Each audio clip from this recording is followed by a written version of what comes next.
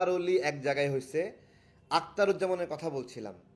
সে আওয়ামী দোসর, আওয়ামী লীগের সময় দেশের সাথে বেইমানি করে ভোটে অংশ নিল। এখন সে জামাতে যোগ দিছে। জামাতের লোকরা বলছে কোনো লোক যদি বেনামাজি হয়, সে যদি নামাজ পড়তে আসে, তাহলে কি আপনি তাকে বাধা দিবেন? তার মানে জামাতে ইসলাম হলো পবিত্রকরণ একটা প্রক্রিয়া। আওয়ামী লীগের সময়েও এরকম ছিল যে কোনো রাজাকার যদি আওয়ামী লীগে যায়, তাহলে বলতো যে থাক, সে তার ভুল বুঝতে পারছে এবং সে এখন থেকে আর রাজাকার না, সে এখন থেকে মুক্তিযুদ্ধের পক্ষের শক্তি।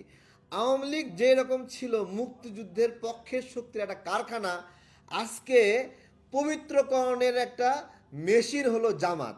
যে সেখানে যদি জালিম, প্রতারক, ভণ্ড গিয়ে যোগাযোগ করে, যোগ দেয়, তাহলে বয়ানটা এরকম হবে যে কোনো বেনামাজি যদি নামাজ পড়তে আসে, আপনি কি বাধা দিবেন? ঠিক আছে। তো এই ইমানের ডালা, ইমানের মানে হলো ঝুরি হলো জামাত ইসলাম। যে জামাত ইসলাম আজকে এই বাটপার এবং প্রতারক দেশের সঙ্গে গাদ্দার করেছে, সেই মেজর আক্তারকে তার সঙ্গে নিচ্ছে। এইবার আসি আরেকটা গুরুত্বপূর্ণ বিষয়। ছোট করে বললে তো আবার বলবেন তারেক ভাই অল্প করে শেষ করে দিলেন। গতকালের যে ঘটনা, সেই ঘটনায় হাদিকে যে গুলি করলো, এই ঘটনায় প্রথমেই এই খুনিকে দৃষ্টি আকর্ষণ না করে রাজনৈতিকভাবে মির্জা আব্বাস ভাই বা অন্যদিকে দৃষ্টি ঘোরালো যারা, এই যে সাদিক কায়েম বা জামাতের আমির অথবা জামাতের অন্য যারা যেই ঘটনাটা ঘটালো, আমার প্রশ্ন হলো যে এই মাধ্যমে তারা খুনি আসলে কে, তার চেহারাটা ইনস্ট্যান্ট বের করতে হবে। সেজন্য পালাতে না পারে এই লোককে খুঁজে বের করার জন্য সিসি ক্যামেরাগুলো খোঁজো, এইটার পরিবর্তে মির্জা আব্বাস ভাইকে দায়ী করে একটাদের তৎপরতা চালালো। বিশেষত জুমা নামে একটা মেয়ে, সে জামাতের আমিরকে ঢুকতে দিল, আহ্বান জানালো, কিন্তু মির্জা আব্বাস ভাইকে ঠেকিয়ে দিল এবং খারাপ ব্যবহার করলো, বেয়াদবি করলো।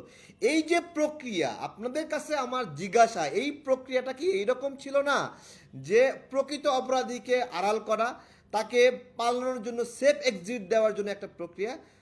যদি সেই রকম হয়, তাহলে আমি বলবো তদন্ত করার কি প্রয়োজনীয়তা আছে? যারা এই ধরনের ঘটনা ঘুরায় দেওয়ার ন্যারেটিভ চেষ্টা করছে, এখনও দেখবেন প্রকৃত অপরাধী যারা, তাদের ছবিগুলো অ্যানালাইসিস করা, তাদের ভিডিওগুলো অ্যানালাইসিস করা, তার পরিবর্তে জুলাই গণ অভ্যুত্থানের যারা অংশীদার, তাদের পিছনে লেগে আছে, তাদেরকে ডিফেমিং করছে, ডিফেমিং করে তাদেরকে একটা যোগসূত্র খোঁজানোর, বানানোর একটা চেষ্টা করছে। এইটা কি আসল দোষী যে তাকে বাঁচানোর একটা প্রক্রিয়া না? জাস্ট এইটুকু জিজ্ঞাসা করলাম। দুটা অপশন নিয়ে কথা বলেছি।